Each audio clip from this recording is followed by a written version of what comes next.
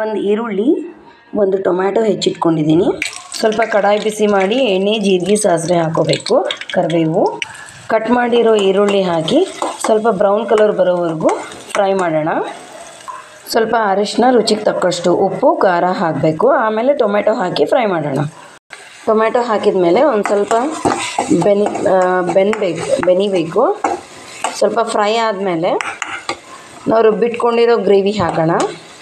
ಇದು ರುಬ್ಬಿಟ್ಕೊಂಡಿರೋ ಪೇಸ್ಟಿಗೆ ಕೊಬ್ಬರಿ, ಟೊಮ್ಯಾಟೊ, 4 ಮೆಣಸು, ಲವಂಗ, 1 ಏಲಕ್ಕಿ, ಚಕ್ಕೆ ಸ್ವಲ್ಪ ಹಾಕಿ ರುಬ್ಬಿಟ್ಕೋಬೇಕು. ಕರಿಬೇವು, ಕೊತ್ತಂಬರಿ ಹಾಕಿ ಮಿಕ್ಸಿ ಮಾಡಿಟ್ಕೋಬೇಕು. ಸ್ವಲ್ಪ ಫ್ರೈ ಆದಮೇಲೆ ಆ ರುಬ್ಬಿಟ್ಕೊಂಡಿರೋ ಪೇಸ್ಟನ್ನು ಹಾಕೋಣ. ಪೇಸ್ಟ್ ಜೊತೆ ಈ ಆಲೂಗಡ್ಡೆ ಹೆಚ್ಚಿಟ್ಕೊಂಡಿರೋದು ಕೂಡ ಹಾಕೋಣ. ಹಾಕಿ ಚೆನ್ನಾಗಿ ಕಲಿಸ್ಬೇಕು. ಅಟ್ಲೀಸ್ಟ್ 5 ಮಿನಿಟ್ಸ್ ಆದರೂ ಈ ಮಸಾಲೆ ಜೊತೆ ಇದು ಆಲೂಗಡ್ಡೆ ಬೆನಿಬೇಕು. ಆ ಬೆಂದ ಮೇಲೆ ಸ್ವಲ್ಪ ನೀರು ಹಾಕಿ ಕುದಿಯೋಕೆ ಬಿಡೋಣ.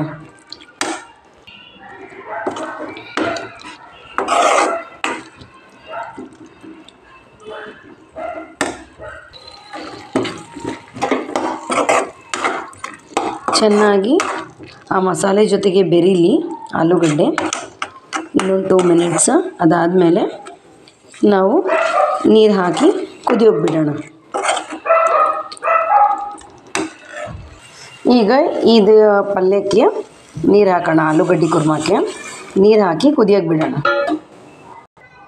ನಿಮಗೆ ಕ್ವಾಂಟಿಟಿ ನೋಡಿಕೊಂಡು ನೀರು ಹಾಕಿ. ಸ್ವಲ್ಪ ಗಟ್ಟಿಯಾಗಬೇಕು ಅಂದರೆ ಸ್ವಲ್ಪ ನೀರು ಕಮ್ಮಿ ಹಾಕಿ, ಇಲ್ಲ ಅಂದರೆ ಸ್ವಲ್ಪ ನೀರು ಥರ ಬೇಕು ಅಂದರೆ ನೀರು ಜಾಸ್ತಿ ಹಾಕಿ. ನಿಮಗೆ ಗ್ರೇವಿ ಯಾವ ಥರ ಬೇಕು ಆ ಥರ. ಒಂದು 5 ಮಿನಿಟ್ಸ್ ಬಾಯ್ಲ್ ಆಗೋಕ್ಕೆ ಬಿಡೋಣ. ಬಾಯ್ಲ್ ಆದಮೇಲೆ ತೆಗಿಯೋಣ. 5 ಮಿನಿಟ್ಸ್ ಆದಮೇಲೆ ಆಲೂಗಡ್ಡೆ ಬೆಂದಿದೆಯಾ ಇಲ್ಲ ಅಂತ ನೋಡ್ಕೊಳ್ಬೇಕು. ನೋಡಿಕೊಂಡು ಆಲೂಗಡ್ಡೆ ಬೆಂದಿದ್ದರೆ ಆಫ್ ಮಾಡಬೇಡಿ.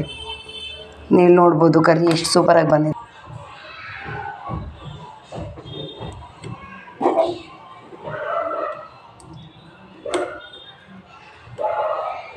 ಇದರಲ್ಲಿ ಹಸಿ ಬಟಾಣಿ ನೀವು ಹಾಕ್ಬೋದು. ಹಸಿ ಬಟಾಣಿ ಹಾಕಿದರೆ ಇನ್ನೂ ತುಂಬ ಚೆನ್ನಾಗಿ ಗ್ರೇವಿ ಚೆನ್ನಾಗಾಗುತ್ತೆ. ಪಲ್ಯ ಸೂಪರಾಗಿರುತ್ತೆ. ಆಲೂ ಬಟಾಣಿ ಪಲ್ಯ. ಇವತ್ತು ನಾ ಮಾಡಿರೋದು ಆಲೂ ಕರ್ರಿ, ಆಲೂಗಡ್ಡೆ ಕುರ್ಮಾ ಅಂತಲೂ ಹೇಳ್ಬೋದು.